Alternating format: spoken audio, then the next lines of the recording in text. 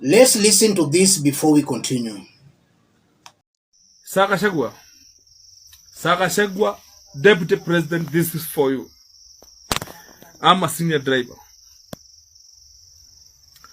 Kutoka 28 nimekuwa driver. But saizi mimi nalala chini hapa. Hapa unaona hapa. Sina blanketi, sina nini. Hapa nalala hapa. Sir Gachagua, when you talk, I'm 008/1. Sir Gachagua, this is direct to you. Nasikuogopi. I'm telling you this. When you promised me, we promised the Kikosi 100 days. You failed us as police officers. Nasikuogopi. It's hard. Mimi nimetrain being a police officer for the last 12 good years as a driver.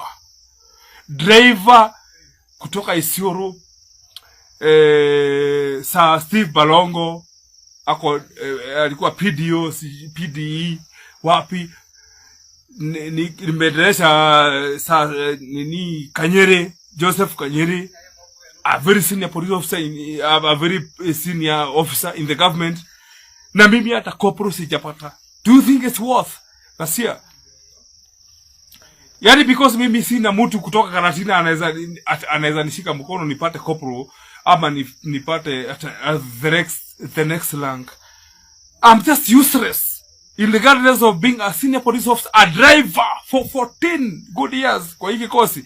Do you think that is worth? Kwa Kikuyu tutasaidika saa ngapi? Tukataidikale. You are in the government. Uhuru was there. Sisi kama police officer, sisi tuko chini, tutasaidika saa ngapi? Think about it. Rethink about the decision we made. See, I don't vote. And I will never vote. But usinisaidia mimi as mimi in my family. If you can help, just help my wife.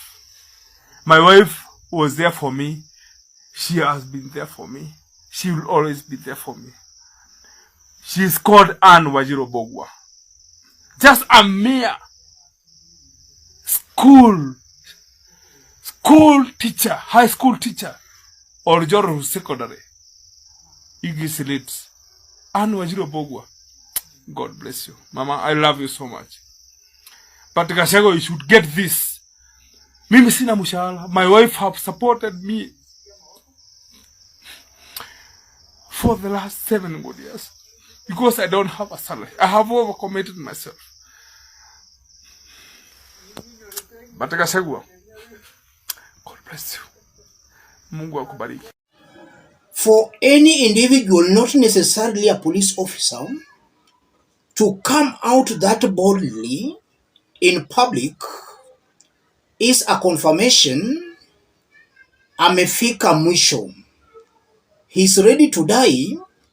He's ready to be fired. So that officer is ready to die, also ready to be fired. In the recent days, we have been seeing instances where such police officers going ahead to kill others and even to kill themselves. But in this case, the officer seen it fit to expose what is eating him from inside. I want us to put that into perspective for Kenyans to understand what that means. If you are watching us but you have not yet subscribed, subscribe, give this video a like. Let's continue. Why is the officer singling out Rigathi Gachagua and not William Ruto or the Inspector General of Police?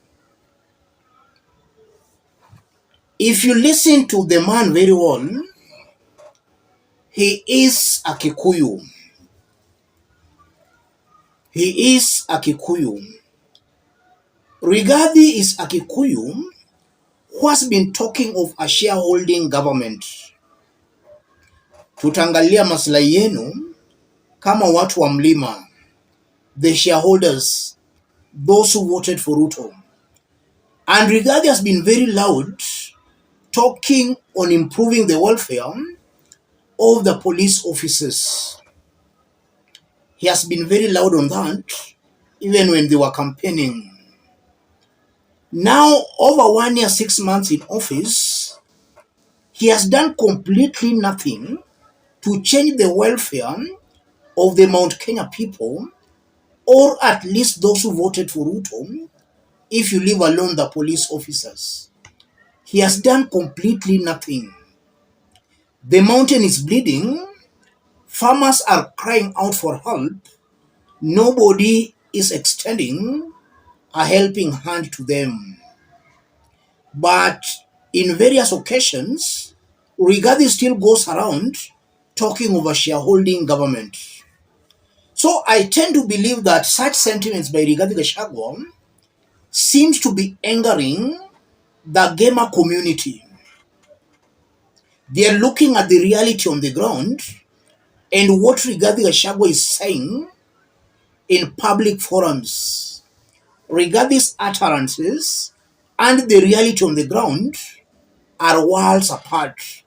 That should be a wake-up call to Rigathi Gachagua that he should speak less.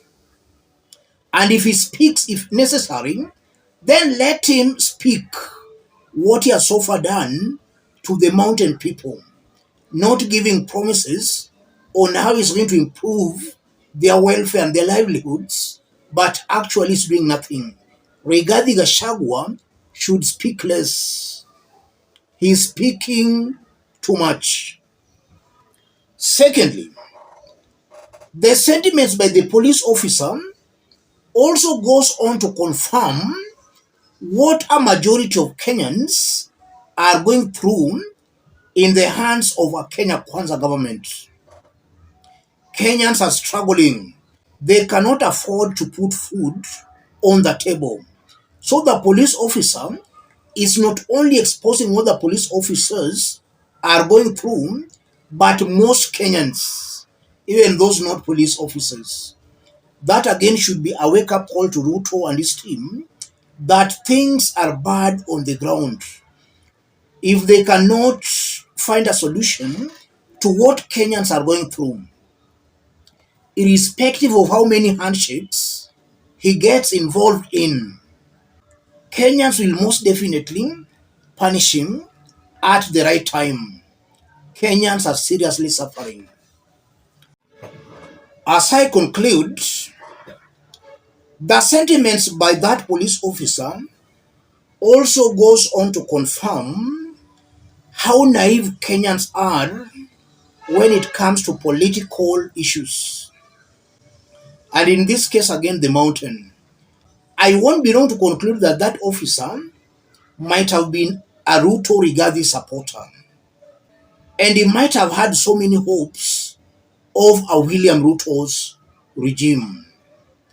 He's only waking up now that Ruto and his team were just lying to them.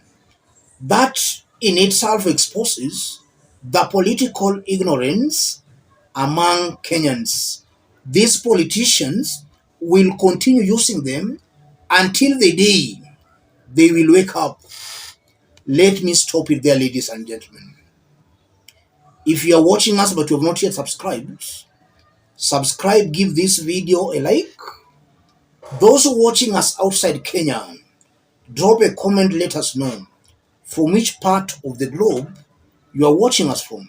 If possible, subscribe, give this video a like.